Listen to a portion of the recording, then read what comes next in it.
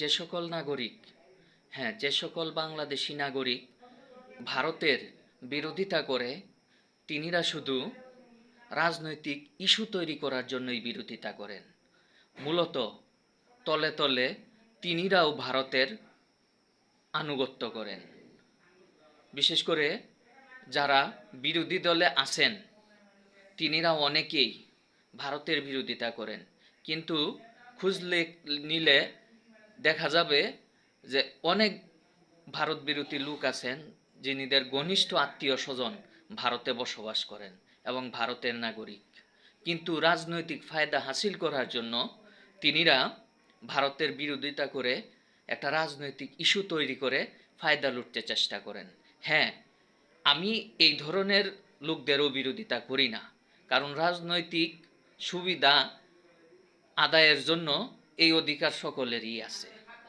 তিনিরা যদি রাজনৈতিক সুবিধা অর্জনের জন্য ভারত বিরোধিতাকে একটা ইস্যু করেন, তাহলে এটা তিনিদের ব্যাপার। কিন্তু বাস্তবে কোনো ব্যক্তি, সংগঠন অথবা রাজনৈতিক দল বাংলাদেশে অবস্থান করে যদি ভারতের বিরোধিতা করেন, তাহলে তিনি রূপকভাবে মূলত জলে অবস্থান করেই কুমিরের সাথে লড়াই করার চেষ্টা করছেন।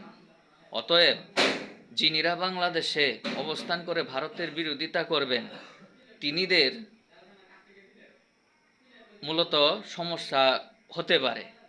কেননা বাংলাদেশকে ঘিরে আছে ভারত, অর্থনৈতিকভাবে, বাণিজ্যিকভাবে, রাজনৈতিক ক্ষমতার দিক দিয়ে, ভৌগোলিকভাবে সকল দিক দিয়েই আমরা ভারতের উপর নির্ভরশীল।